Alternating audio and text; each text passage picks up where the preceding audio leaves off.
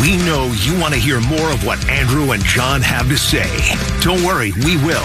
But first, let's hear what they got into earlier today on Kincaid and South Tunis. Quite frankly, I needed my mommy yesterday because sad little Andrew woke up after the Flyers were eliminated from the playoffs, and we all knew what was about to happen later on that afternoon when the Sixers were playing Game 4. I woke up yesterday thinking they were going to have fun. So stupid that they were going to make it the gentleman's sweep, that they were going to show up. How long did it take for you to find out that they weren't going to have any fight yesterday? How about it was Johnny?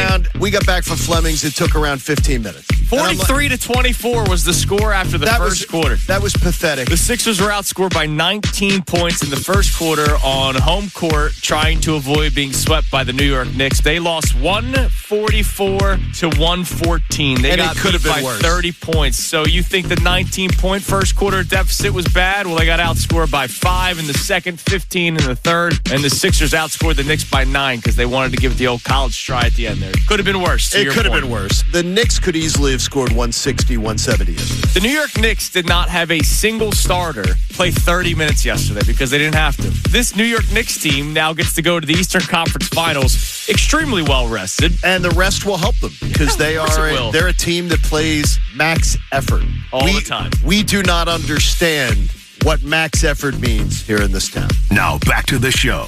Yeah, it was bad yesterday. Ugly. Like literally nothing to even hang on to say, well, next year they can build off of this. There's nothing. And there have been way too many times where I've watched this team have a playoff series end where nobody showed up. You know, the infamous Game 7, another Mother's Day with the Celtics. Obviously, they changed. Gosh, that was horrible. They changed that a little bit last week when they won in Game 7, being down 3-1 in the series and fighting back. But losing in 4 and the way they go out the door yesterday was such a whimper. It's horrible. And there's again nothing to just be like, all right, at least they got that going for them. There's no proud moment as a Sixers fan. And any grief we are taking from New York is well earned. It's well earned. Beating Boston like that gets wiped away. It means nothing. You fight hard for 6 or 7 games in a series, all right, but you got crushed in 2 of the 4 games that you played in, and you lost the other 2. They got swept by New York. Gosh. It's horrible, man. It's a horrible way to start your week. Bobby Marks will join us coming up in 2 minutes. Can the Sixers even make the moves? That's another major question for everybody that wants to move on from players. Is there a suitor that would take anybody? Now, Bobby Marks, when you hear him talk, you would think you were listening to like a Howie Roseman in the NBA. You know, as far as understanding capology, understanding numbers. So hopefully he gives us at least reason to think there's some flexibility. We'll see. We'll see. He joins us in a minute. All right, let's go to Brian in Philadelphia. What's up, Brian? Hey, how's it going? Hey, buddy. I just wanted to chime in with the Maxey situation. I feel like the last 3 callers are still kind of giving that handle with care situation like you guys touched on. I feel like everyone's talking about how he's undersized and cutting him a break because of Mikal Bridges. I think if they move past them, then you're going to the Pistons with Asar Thompson. Like, that's not getting any easier. And then if you go past that, you're going to OKC. You got Caruso, Case and Wallace, all these guys. So that excuse that he's undersized and cutting him a break, I don't see how that makes sense. Yeah, I mean, look, he is who he is, and he's extremely talented. All right, I really hope that this conversation doesn't come off as me thinking that Tyrese Maxey stinks and they should trade him. Like, he stunk this series though. But like, there are reasons why I've been hesitant to say, yeah, let's move on from this guy and this guy and this guy and build around Tyrese Maxey. You would have to change the entire way that your roster's constructed to suit one person. I feel the same. I think he's, for where he was drafted, and I think he earned that contract, but I think the same thing. That was with the mindset of Embiid being 1 and him being 2, not vice versa. I don't think he can carry that at the size he is. And then at the same time, I don't see him as that playmaker. So when you got him and VJ, you got 2 undersized guards, and I don't think that's a recipe for success at all. Yeah, and you don't have a point guard on the roster unless VJ develops into one. Thanks for the call, Brian. Here's the only thing, though, and I understand from the talking to Austin that the YouTube chat has been having some debate about this. Whether Maxey is not an ideal point guard, and he's not a point guard per se, but isn't that what the role you still have to sort of do right now? What he's doing, correct? I mean, you can try, yeah. No, but it might not be what suits his game. It's not. No, it's not. It's not ideal. Yeah, and it's not what you want. But that is his role. It's like Jalen Hurts throwing over the middle of the field. Right. That's his role. You know what I mean? I mean, that's what he's asked to do. So he is a point guard. Whether you want him to do it or not, no, we don't. That's not. And I totally get that part of the argument. But Maxey's got to still fill that role until you get somebody that does it. Uh-huh. You can't just say, well, Maxey's not a point guard. Well, I'll say it, and I'll say it's roster issues, and that goes back to Daryl Morey. And we'll see what happens this week. Again, Tony Jones saying that they're going to take the week to evaluate what they want to do moving forward. So joining us now, Johnny, we love talking to him. We had him on right around the NBA trade deadline last time, and he explains it so well for everybody, which is an art, because the way NBA contracts work, it's brutal. It's brutal. Baseball, it's how much money do I have? Do I want to spend it? Basketball, it's a little bit different, and our man Bobby Marks can break it all down for us. Bobby, thanks for coming on this morning. Hey guys, how are you? We've been better. Well, the Sixers just got swept by the New York Knicks, and we don't know who they can actually move. So let's talk about it, Bobby. I mean, you got 3 big contracts. Nobody's looking to move Tyrese Maxey, but we know the status of Joel Embiid and Paul George. Paul George played well in the playoffs. Joel Embiid, we know what he is. When healthy, he's great, but when healthy, doesn't happen often. Do you believe that there's value for those 2 players around the NBA? Value in getting something of value back, you mean? I think it's a little bit challenging. I think certainly in a day and age where, $50 million players, you better, if you're going to sign a player or trade for a player, you better make sure you have the right player with that type of salary here. I think, where, Embiid's entering year 1 of this big extension. Paul's got 2 years left. You owe $300 million to both players. And they're all guaranteed. I think that's a challenge. It's a challenge if you want to incentivize teams to take on the players and include stuff with it, yeah, sure. Players can always be moved and stuff like that. But it's hard for me. And Joel, and I wrote about it, and he was terrific in the tail end of that Boston series. But I think certainly his body let him down a little bit in the New York series and everything. And so I think it's a challenge. I think if that's what the direction they wanted to go in as far as exploring trades, and if it's not, then you have to be content as far as kind of who you are and basically making some marginal moves as far as where you are with your bench. Marginal moves, though. In your opinion, does marginal moves get you anywhere in an East that appears to have some teams that are at least making moves towards being up and coming? Yeah, I mean, Atlanta, of course, they get into the first round, they're going to have the 8th pick in the draft. The Wizards get the number 1 pick. New York is still going to be there next year. Detroit, you can go down a list of teams and everything like that. I think you can talk yourself into saying this team is a top 6 team in the East, but everything really has to align perfectly. I mean, the last 3 years, Knicks used 120 different lineups. Yeah, think about that. I mean, like as far as 90 before this year in 2 seasons here, and that's the biggest thing is lineup consistency, and then when one of these players are out, who off your bench can help you. I mean, there are, in 2 of those guys, I know Kelly started, you might lose Kelly and Quentin in free agency. Mm-hmm. So who's going to replace those 2 players here? So, yeah, I mean, it's a big offseason for the Sixers here as far as, figuring out from the top to the bottom here. But yeah, it's, as I said, it's if the goal is to get into the play-in, then, I don't know how many ownership groups are willing to pay, go into luxury tax. And if to bring back Grimes and Oubre, you're going to do that. let's say Embiid and George can't be moved. They're both with the Sixers to start the 2026 season. They do have the 22nd overall pick that they got from Houston. Yep. If you were running the show, would you use that pick to continue to try to grow and build through youth with Maxey, Edgecombe, and whoever that pick is?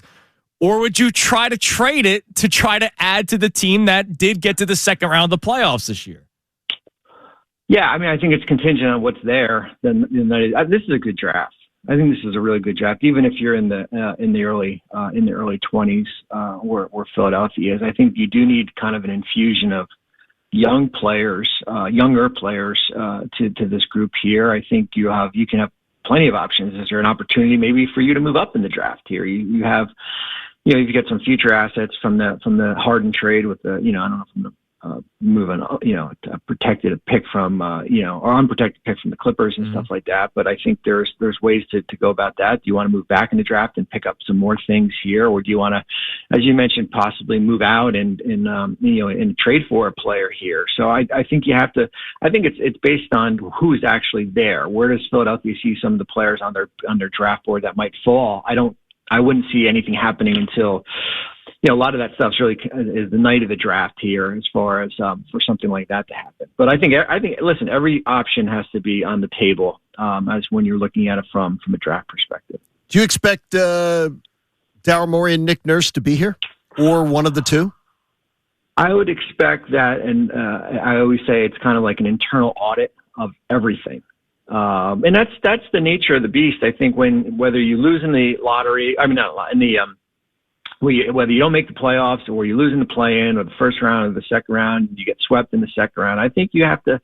I heard Joel's comments yesterday here, and that's certainly his perspective as far as what type of for him at least season. But I do think what happened in the I don't think you can be content on beating Boston in 7 games. I think what happened in the New York series requires kind of an internal audit from top to bottom to figure it out.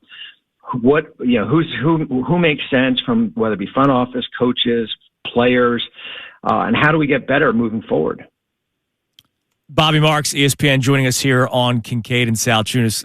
You mentioned Embiid and Embiid looking at the front office. That's been a big talking point, especially this morning. And it all goes back to this Jared McCain trade. I'm curious, Bobby. I know people are tired of hearing it every once in a while. What did you make of that trade when it first happened? Did you believe there was another move coming the next day? And then when no other move happened, your overall analysis on that move that happened? I just think listen, if the goal is to bring back Quentin Grimes, then I think, I understand it. I think what happens in free agency will kind of magnify this trade a little bit more. If it isn't and he goes elsewhere, then it really leaves you exposed because here's a player on a rookie contract, a controllable rookie contract at a really low salary, and a guy that could, listen, you probably wouldn't have won the Knicks series here, but it does add a nice piece, a nice player off your bench and everything here. So, yeah, I mean, it's everything. I don't think if you don't make the move unless you think you have something up your sleeve. It's kind of like almost like we talked about draft as far as it's contingent on certain things happen here. Like, you can do A and B at the same time, and they did A and there was no B.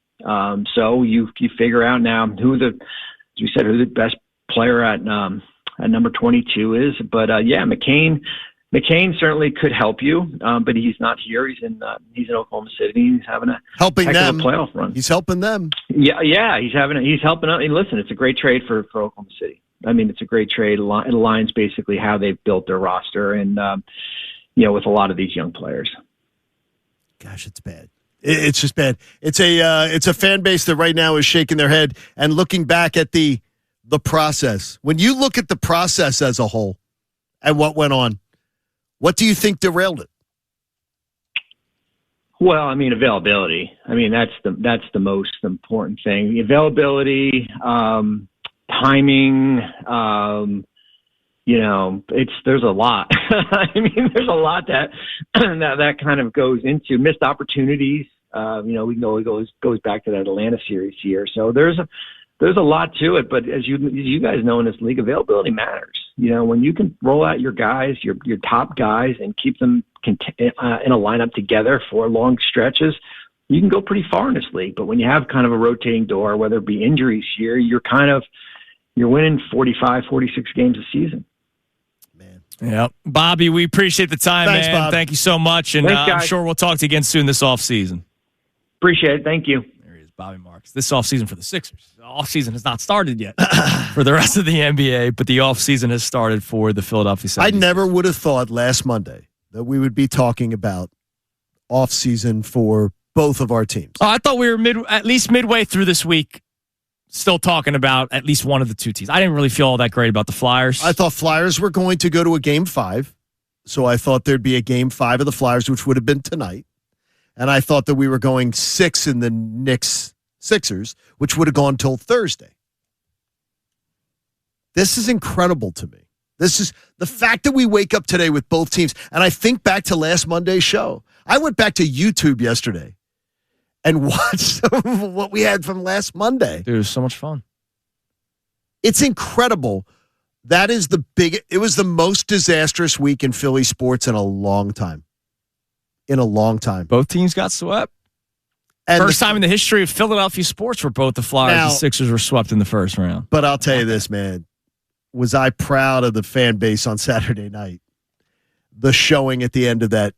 The showing that the fan base gave that Flyers team. Yeah, they deserved it, man. That was fantastic. Yeah, they deserved it. And the National to watch yesterday morning at the gym, I'm seeing them saying SportsCenter going, boy, the Philly fan base was getting applauded on SportsCenter going, Philly fan base trying to change the narrative.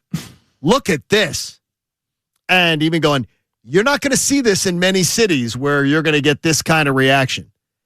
And then less than 24 hours later, we're getting mocked as a sports city. We're not a sports town. We're getting mocked as a sports city.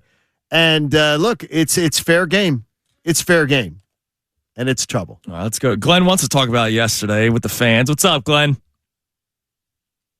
Hey, good morning, guys. What's up, But by the way, I actually think that it shows that the Sixer fans and our sports fans are actually savvy by not falling by seeing through the ruse that the management or ownership has mismanaged not only the GM position, not only the roster position, roster management. The ownership has mismanaged everything, going back to the guy with the burner accounts who screwed up so many drafts, to Morey, mismanaging Harden, mismanaging the McCain situation on sell high. Now, granted, whether there was another shoe to fall and he got taken, whatever the case may be, listen, after getting swept 4-0, you usually can't. I mean, it's hard to be pissed, but I'm pissed because first of all, the Knicks fans are generally frauds. They've been a joke of a franchise for pretty much most of my adult life.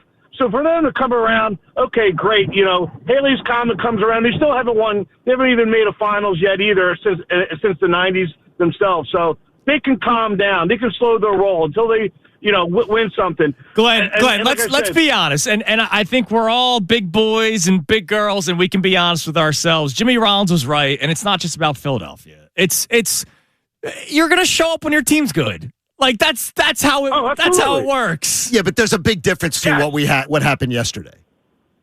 What happened yesterday was a freaking embarrassment. No, but Glenn's talking about the Knicks fans that are out of nowhere. And the Knicks fans are out of nowhere, but we do that too. Yeah, we all do it. We do it too. The Philly fans, what about 2022? Philly fans showed up in late September and October. No, you're right. You're right. And maybe because I'm just pissed off, and that's probably the bigger reason. But you know what? It's and then you got the Flyer fans. Listen, we can't put each other against each other because I'm thrilled the Flyers are relevant again. But let's not lie. The Flyers fans, like the hardcore Flyer fans, have been out in the desert for the last 15 years. So, for them to kind of say, oh, pump our chest, this is what real Flyer fans are like, let's slow that roll too. But, I don't know, man. This weekend was bad. I was doing something, and I tuned in about 10 minutes after 3 o'clock yesterday, and the first time out said, oh, the Knicks off to a flying start. I think I watched 5 minutes left of the game. It was that bad. I'm like, I can't watch this. There I you can't go. watch it. Yeah, no, it was rough, Glenn. Thanks for the call, man. It was another. It's just another chapter in this franchise over the last 10 years, right? Like, it's you see how it could be good, and then you get reminded that it's not that great, and other teams could just be better. We saw the Sixers beat the Celtics in 7 games. The team that everybody was saying was destined to make to the NBA Finals, right? They were the odds-on favorite. And the Sixers had the incredible, miraculous comeback. Down 3-1, they win it. It was incredible.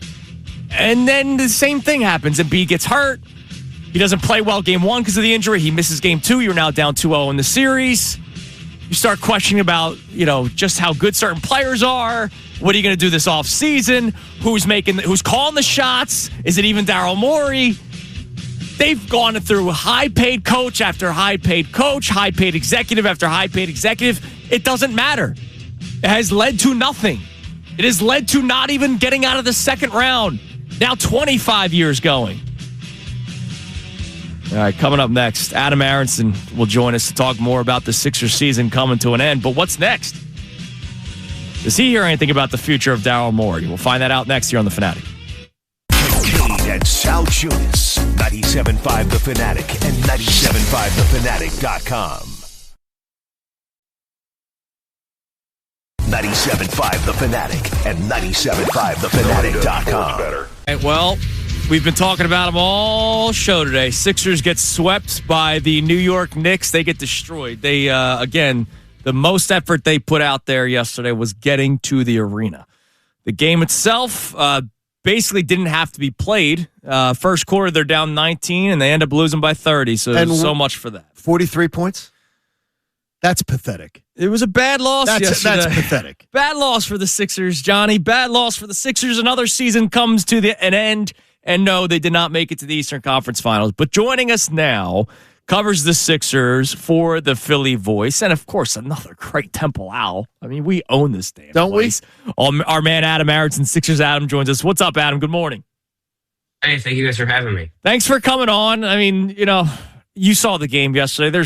We're not going to unpack that game yesterday. Now it's about what else is new with the Sixers. What's next? So we'll start with the front office, Adam. Last year, Daryl Morey announced his return himself, right? Like, there was no reports. There was like, no, I'll be here next year. What do you think happens this offseason for Daryl Morey? Yeah, you're right. Last year, as soon as game 82 ended, Daryl Morey said that he would be back, that Nick Nurse would be back. And this year, it was not clear to us reporters on site whether or not the post-game press conference we had with Nick Nurse was also his exit interview, because other players who we spoke to, those were their exit interviews. It was not made clear to us, and we were told that Daryl Morey was already on his way to Chicago for the NBA Draft Combine, so he would not be speaking, and that there would be an availability scheduled at a later date that has yet to be determined. So people can read into that however they'd like. I think it's interesting. I think 2 weeks ago, it felt implied that both of these guys would have their job statuses seriously considered at the end of the year. About a week and a half ago, when they beat Boston, it seemed implied that they had bought themselves another year.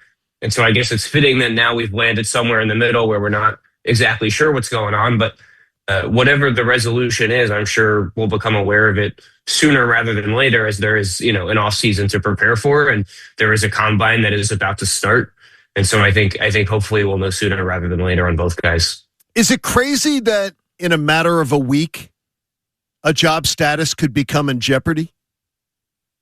Yeah, I think it's this entire thing has been pretty crazy for 2 weeks. I mean, this is a team that after game 4 against Boston looked completely dead in the water, and then puts together the best 3-game playoff stretch that the Sixers have had in the playoffs in 2 decades, and then follows that up with a complete stinker, getting embarrassed in a 4-game sweep, and having its arena taken over by road fans to a degree that I've never seen in any NBA city, let alone this one. And that's sort of what I think is going to be the most challenging part of the offseason ahead for the Sixers, is parsing how much good they can take from those 3 games against Boston, and how much they have to take away from the other, I think, 91 games that they played from opening night on, because optimists will tell you that stretch against Boston provided a proof of concept for what all of this was supposed to be. And, that these guys playing together so infrequently has contributed to our lack of seeing this upside more often, but that there's clearly something great that can be built here. And skeptics would say that in 2 seasons, we've seen 3 games where they looked like that. And I think both arguments have some validity to them. So it's just been a wild sort of roller coaster nature of this. And, asking players and Nick Nurse about it after yesterday's game, I think everybody is struggling to figure out exactly what they should even be taking from all of this, because the highs were so high and the lows were so low. Adam, do you buy what Joel Embiid was saying after the game yesterday, talking about how the season was a success because, his knee felt good, and talking about the future? VJ is going to get better. Paul George is coming into form. Maybe also realizing that Paul George is going to be another year older. How much did you buy into what Embiid was saying yesterday? Well, I buy into it in that I buy into the idea that he believes it. I think there are questions that can certainly be asked, not just about Embiid and his ability to hold up over the course of not just an 82-game season, but the Sixers' hope for playoff rounds. But also, the remainder of this roster, and if there's enough to, even if Embiid is, healthy and somewhere near his best, to keep the group sort of afloat. But I think the biggest thing to me, what was most interesting, because I asked the question that elicited that response from Embiid, said he made a comment in January, right at the end of the month, when he had been playing basically every game other than back-to-backs. He looked like an MVP-type player again. He's scoring 30 points a game. And he had said, this was just a trial run for me this season. And the fact that he had accomplished that based on the health issues that he's encountered over the last couple of years, he felt it was already a success regardless of, what his stats ended up looking like or what ended up happening with the team. I don't think he was commenting that this collective Sixers season has been a success. And he even sort of prefaced his comment with, I know this is like the wrong way to think. But I think he genuinely feels that, based on the fact that he went into this season having very little idea how often he was going to be able to play or how well he was going to be able to play, the fact that there were at least these fleeting moments of being a dominant force to him constitutes success. And I say that completely understanding the frustration that will incite from a lot of people in the city. And I completely understand why. But I think his point of view is, he didn't know, he said, I didn't know how much I had left in the tank at any level, let alone at the level that he reached at times this season. So the fact that there were multiple prolonged stretches of him playing like a dominant force, I think he takes that to mean this is a successful season, and that, with better health, and he believes his left knee issue, which was the thing everybody was worried about coming into the year, with that in his mind resolved. And, of course, we'll wait and see on that too, that hopefully the outlook for him long-term is a lot rosier than people probably anticipated. How can they sell, I don't just want to say tickets, but sell to this fan base? Yep, we're rolling it back. Philly fans can't let Dave Dombrowski do that after 4 consecutive playoff berths where there actually was a little bit more promise than what the Sixers have had. How could the Sixers think that the city's going to be okay with it? It's a good question, and this is something I've been writing about all year, because when you look at the cap sheet that the Sixers have, particularly the big difference between basketball and baseball in this instance is that Dave Dombrowski has a lot more maneuverability just because there's not a salary cap. The Sixers have to operate within the confines of a very restrictive, very complex salary cap. This team, I think, is going to look a lot similar next year. I think we're going to be seeing many of the same players back, because given all these issues that we've talked about and everybody has spoken about ad nauseum with Embiid, I don't think anybody is trading for him at the beginning of a 3-year contract worth almost $200 million. And as much as, as easy as it might be to say, well, they should just dump him for whatever it costs, it's a lot easier said than done to do that. And I still can't even imagine a team being willing to do that, because I think you would have to accept being, not competitive at a championship level for 3 years if you want to do that, because until it's proven that he can play consistently, given the restrictive nature of the cap, having, a guy who was the second highest paid player in the league this year and is getting raises in each of the next 3 on your team is just not going to be conducive to winning. And so the only answer to your question really is that they don't have another choice. Embiid is here. Paul George, maybe does this post-suspension surge sort of resuscitate his value as a trade asset? It could. He was great after he came back from suspension. He looked way more explosive, but he just turned 36 a couple weeks ago. He's got 2 years and almost $110 million under contract. All it takes is one team, but I still think it's hard to imagine the Sixers finding a taker on him. You're not trading Tyrese Maxey just for the sake of making change. That would be even worse than the idea of running back this team. And then you look at the rest of the cap sheet. VJ Edgecombe's the only other guy making at least $10 million. So the Sixers are really locked into this core, at least for the next couple of years.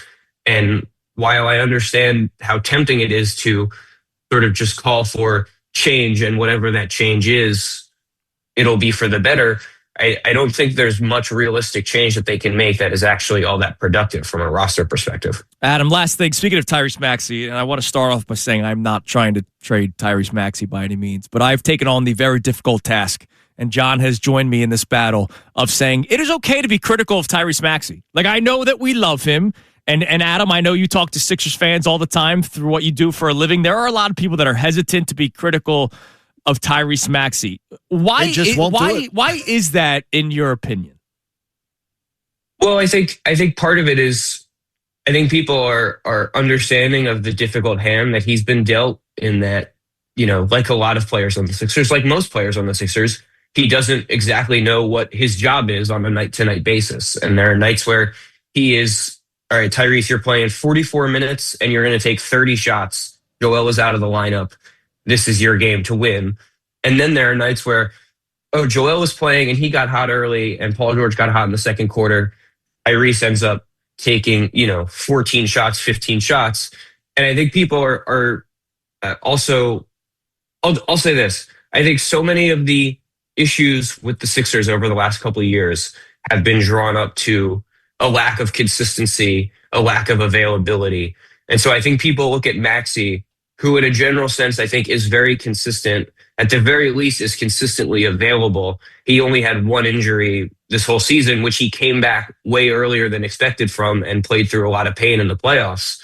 I think people don't view him as sort of representative of the larger issues with the team in the way that they do with Embiid and with Paul George. And so I think it's easier for people to sort of cut him some slack for, a bad series taking care of the ball against the Knicks, an odd series of, seemingly deferring a lot more than usual and not playing with enough aggression, letting the Knicks' aggressive double teams take him out of the game in a way that usually does not happen. He certainly is deserving of criticism the way any other player would be. That was a very low-level series for a player of his stature. But I think because Maxey does not represent what people have come to resent about this era of Sixers basketball in the way that Embiid and George do, I think most of the ire is sort of directed towards those guys. I think that's spot on. Adam, listen, man, thanks you so much for the time. Keep up the great work for the Philly Voice, and we'll talk to you again as this offseason progresses. Thank you. Thank you guys for having me. There he is, Adam Aaronson, Sixers Adam from the Philly Voice. I mean, look, and I get it. We love Tyrese. A lot of people love Tyrese more than they like the idea of Joel Embiid or the idea of Paul George. And we get that with every team. Well, there's not the bad taste in our mouth for that. Yeah. But there's going to come a time where you're going to start looking around and you're going to go, hey, man, that wasn't a good series. That wasn't a good series. It's okay to be honest. To point it out. Like, he did not. For gosh sakes. He wasn't that good against the Knicks. And he was terrible. He's paid to be good. It's okay to say he was terrible. And I'm not putting it all on him. And Embiid misses 2 games. Yes. Right? Like, the roster's the roster. So I need it to be clear. I'm not putting this all on Tyrese Maxey, but it's almost like we let him off the hook. All right, coming up next, more of your reaction to this Sixers, but also, last week, Johnny, I asked you, can the Phillies get to 500 by the end of this week? We'll update you on what they did last week and what they have to do this week to get there, because that's the only team we have now. Kincaid and Salchunas, 97.5 The Fanatic. Kincaid and Salchunas, 97.5 The Fanatic and 97.5thefanatic.com. 97.5 The Fanatic and 97.5thefanatic.com. All right, coming up at 10 o'clock, middays with March. Johnny Marks, Sean Brace, Ray Dunn. Can't wait to listen to their thoughts on the Sixers getting swept by the New York Knicks. The Tony Jones article, who we will speak to tomorrow. Do we have a time on our man, TJ? 9:05 a.m. Eastern Standard. Tomorrow. Tony, his article is making the rounds right now because he talked about, and you pointed it out, I missed that part, that Embiid and many other Sixers were upset with the front office for the Jared McCain trade. I know a lot of you are tired of hearing about the Jared McCain trade. It's funny, is the guys in the room actually, they're pissed about it. Yeah, and remember, Embiid with the comments literally a week before the trade deadline saying, hey, we've been ducking the tax the last couple of years. I don't want to do that this year. And they still do it. They did it. And look, I still believe that it was not just to duck the tax. I still believe that it was to make another move. Daryl Morey said as much. I believe it was. I don't believe there's any way Daryl Morey was just ducking the tax. But that doesn't excuse the fact that he did not make another move afterward, because that means he misread the market. That's what it comes down to. It was a miscalculation. Whether it was the Kawhi, I know the Kawhi thing popped up. And if that's what it was, I'm glad he missed. In a way. In a way, I'm glad he missed. Because VJ would be, I mean, seriously, I don't know. It just never gets better. It never gets better. Same old right now. All right, Phillies. How about this? Todd Zalecki puts this out there. The Magic Mattingly. Phillies, number one batting average in the last 13 games. Mm-hmm. Ninth on base percentage. Slugging's first. OPS tied second. Runs per game is fourth. The Phillies are red hot. Magic Mattingly. Haven't faced many left-handed starters. So let's put that into perspective. Yeah, because they were really bad at that. But they won the two games that they have faced. They have. Magic Mattingly, man. A coaching staff that's going about their business completely differently with their pre-series planning. They have a totally different regimen as far as planning, preparing the team, scouting reports, pre-series. I have no idea how in-depth it's different. It's just a different approach that they take. They've also played the Giants, Marlins, A's, and Rockies, but they weren't winning those games before. And the Braves get to play them, and the Yankees get to play them, and all the good, and the Dodgers get to play them too. So I don't need to hear that. I mean, so the Phillies winning yesterday 6-0 improves their record to 19-22. Last week, at the beginning of the week, I asked, can they get to 500 before the series against the Reds? The Reds series begins Monday. So 1 week from today, they begin a series with the Reds. The Reds are in last place in their division, but they're 3 games above 500. Like the NL Central's insane. All 5 teams are above 500 in that division right now. The Phillies have 3 with the Red Sox starting tomorrow and 3 with the Pirates starting Friday. The Red Sox, remember, they fired Alex Cora, and that's what got this whole thing kind of started. The Red Sox are 17-23 this year. The Pittsburgh Pirates in that Reds division, 3 games above 500, but I look at the Reds as the better team. Can the Phillies get back to 500 by the end of the week? That's what we've been talking about. No. You still believe no? No. I still believe no as well. I say no. So they'd have to go 5-1. They'd have to go. No, math, yeah, they'd have to go. They have to go 24-23 would be the record. So they have to go 5-1. All right. Yeah, they got to go. They're not going 5-1. Now, if you could put a 4-2 week together and pick 2 up, then you're 1 under, and then come home, play the Reds, and be 500 by Memorial Day weekend. I will take that. You could start the Guardian series of Memorial Day weekend at home, and you would be at 500. I will sign up for that right now. That I could see happening. And the Guardians are a 500 baseball team this year, so you'd be 500 versus 500. And then it gets a little tough after that. Padres, Dodgers, Padres, both tied for the NL West lead right now. That gets a little bit more difficult. So that's why we've been talking about it for weeks now, that they had it to capitalize on this stretch that they're playing right now. And to their credit, they have been. Right, we can make all the jokes we want about Magic Mattingly. They've capitalized over this stretch. They're 7-3 in their last 10 games. They've been winning a lot of baseball games, and they freaking desperately needed to do it. Do you have plans for Sunday afternoon? Haven't gotten either that far. of you. I'm going to the final round of the PGA on Sunday. And I'm just going as a fan, going to walk around, just have a great time. Oh, probably icing my body because I have a baseball game. Okay, Wheeler versus Skeens. Let's go. Sunday afternoon. The crafty righty, Zach Wheeler. Wheeler, Skeens, Sunday afternoon, the finale of the Pittsburgh series.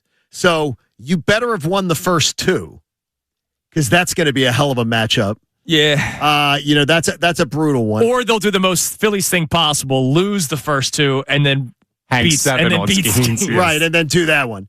So there's one for you tonight. And, of course, you got another great one. Luzardo versus Suarez. That's right. Thursday night, you get the matchup of the guy I wanted them to keep versus the guy that they signed to the long-term deal. And I'll be in Fenway for that one. I cannot wait. That's going to be so much fun for Phillies fans making that trip. Connor, you must get on television. I've had enough screen time these past couple weeks. I'm incognito up there. No, Connor, you're never really incognito. So you got to wear your Phillies stuff. Do you wear the shirt? The Phillies, the stinky shirt? No, absolutely not. Yeah, don't do that. They're going to think they're at the seafood market. The people if I wear next that to be like terrible. Smells like old fish. Listen, I hope today was therapeutic for a lot of people. We appreciate. We had a lot. You feel better? No, I don't. No, but I hope other people. Sorry about that. Like I, you know what? It was. I saw a lot of people angry about the Maxey stuff, so I'm glad that like you could turn your anger toward us. I'll take that. I'll take the Bolts. Whatever helps you sleep at night. I don't know what people watched. Look, Middays with Marks will continue. We'll be back at it tomorrow. We're going to keep an eye on this story about the future of both Daryl Morey and Nick Nurse. Tony Jones is going to join us coming up at 9:05 tomorrow. He's the one that had the big story. We'll see just how upset those guys were. Amy may think we're nuts. Amy will be with us. Well, she always thinks we're nuts. Everybody have a great rest of your day. We'll be back at it tomorrow at 6. See ya.